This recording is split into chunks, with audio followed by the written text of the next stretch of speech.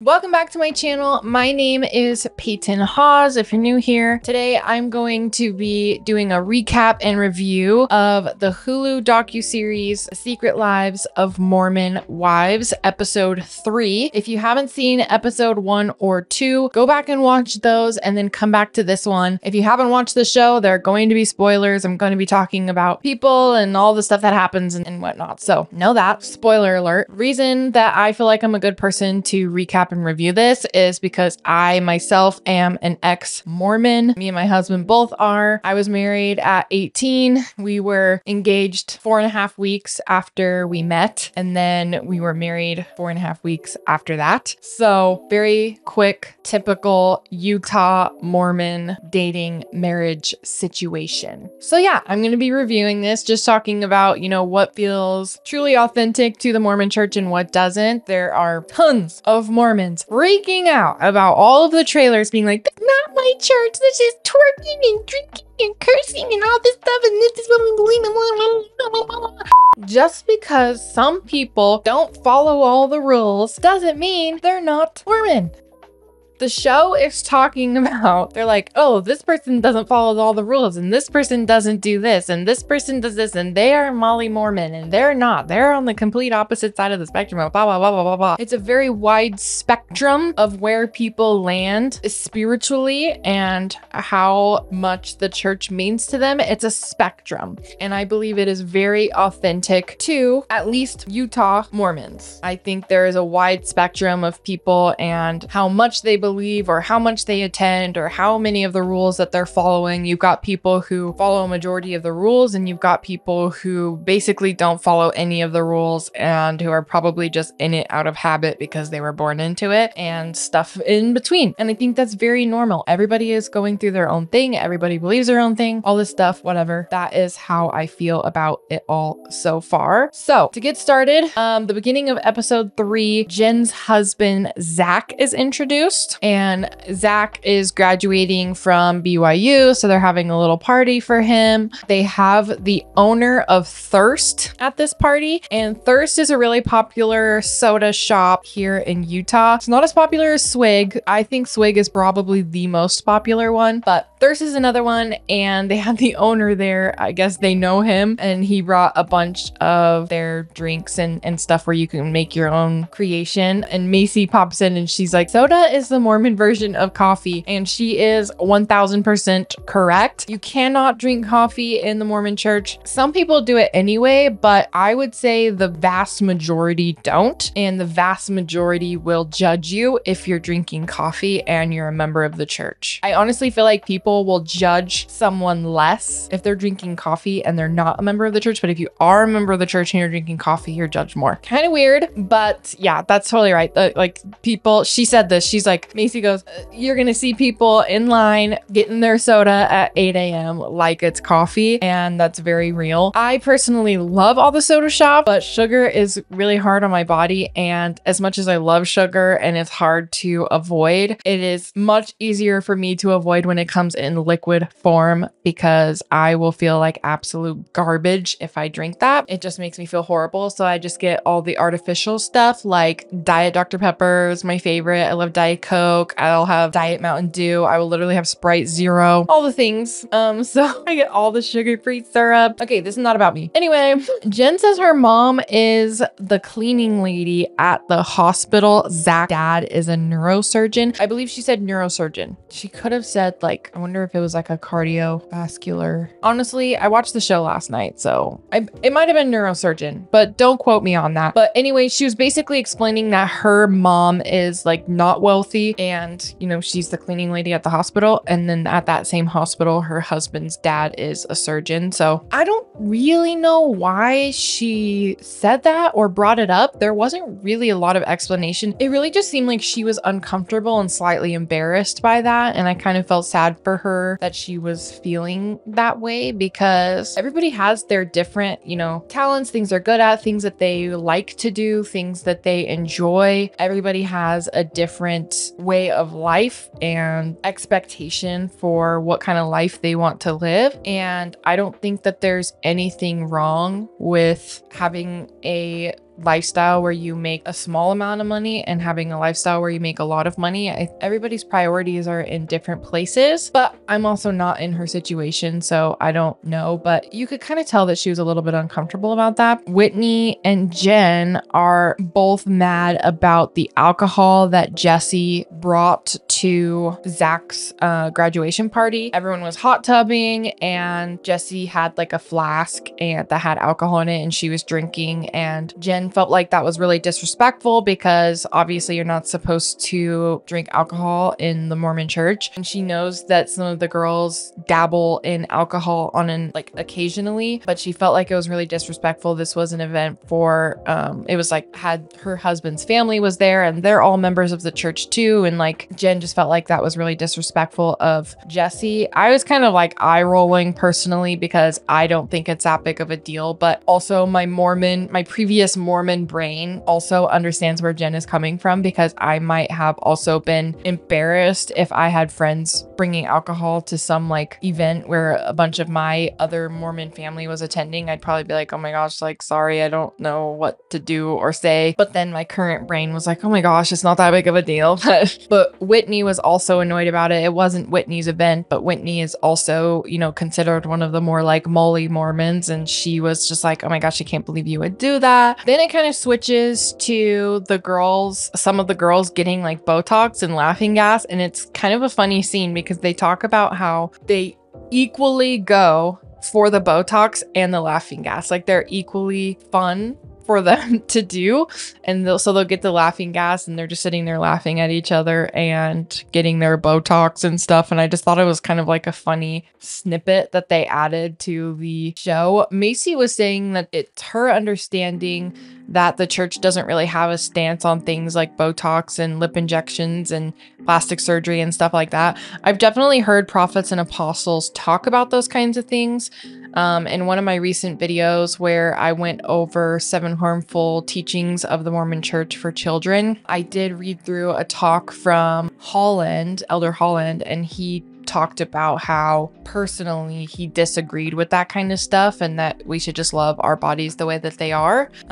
But then he went on to talk about how we should hide our bodies because, you know, it tempts men when we wear things that are too tight or too short and stuff, and it's like we become porn. Okay, so now Jen is explaining the importance of the priesthood blessing for her baby. So she's in one of those little side interviews and she's talking about how the baby blessing is so important because it is a priesthood blessing. So only men in the church can have the priesthood, and they bless this baby to be healthy and have a good life and that they're protected by the spirit and all of this stuff, yada yada. Personally, I think it's all made up, but also I'm an ex-Mormon, not in the church anymore. Obviously, I'm going to feel that way about things like that. But yes, as a member of the church, priesthood blessings were very sacred and important to me. And anytime that I was sick, even if that was like mentally not feeling good or emotionally, I would get priesthood blessings. I remember watching my mom get priesthood blessings as she was dying from cancer, and, you know, telling her that, just like blessing her to have comfort like while this is happening. And I think my dad gave her a blessing saying that like it was okay for her to go, and that was hard for me. I remember hearing him say that and I was just crying. Anyway, not to just like trauma dump on people, but yeah, so because of that, Jen doesn't want to invite 4 of the girls. So she doesn't want to invite Demi, Layla, Jesse, and Taylor, because she's saying that basically they're not as devout in the church, and because this is such an important event, she doesn't want anything to just mess that up or not like feel the spirit and whatnot. And she's a little salty still about Jesse bringing alcohol to the graduation party, and she doesn't want that kind of thing to happen at her like baby's blessing. So she uninvites them. She had originally invited them. They have video evidence of her being like, oh, I'd love for you to be there. She gives them a date and time. Jessie has it in her calendar. And then Jen uninvites them after this stuff. And then Jen starts to blame it on her husband. And she's like, he doesn't feel comfortable like having people there that he doesn't know. And Jessie and Demi, like, you know, because they're confronting her, they FaceTimed her about it. They're like, hey, like, well, how come it sounds like we're not invited? And she's like, oh, like Zach doesn't want anybody there that he doesn't really know that well and just wants to keep it like intimate and all of this stuff. And she's like, well, 4 of the other girls are going, like, and their husbands, like, it doesn't feel fair that we can't come too. Like, you are also the mother of the baby and should be able to invite people that you know and love. And she just keeps like blaming it on Zach. And even Jessie, I think, had a side interview where she said something like she believes Jen that it's actually Zach that is, you know, doing all of this. But at the same time, it feels like kind of sketchy because she's having these side conversations at the baby blessing with the 4 girls that did get invited. And she's like, I feel kind of bad that I didn't invite her, but I'm also kind of glad because, you know, I didn't want the spirit to be gone because they were here. I didn't want, or like, don't quote me, but she was basically saying like it wouldn't have been as spiritual or good of a blessing and situation if they were there. Like, basically they would ruin it. And I was like, girl, I remember being that Molly of a Mormon. Jessie had a little side interview where she said she feels like Jen, she feels sad that Jen thinks that she's not a good enough Mormon. And she's just kind of feeling insecure in that, which every right to feel that way. Oh, and then after this, Demi throws a Galentines party and everyone's invited, all the Mom Talk girls, and it looks like other girls are there too, but they don't really get screen time because they're not part of Mom Talk. They're just kind of in the background. And so she's like setting up for this Galentines, and then the camera switches over to some of the girls getting ready together.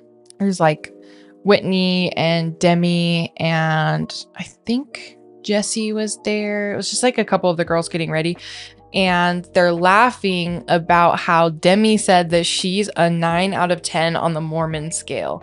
So like, if 10 being you're the molliest of Mormon that there is, and 1 being like probably Taylor, like the wild partier, drinking, cursing, the immodesty, the like very opposite end of the spectrum.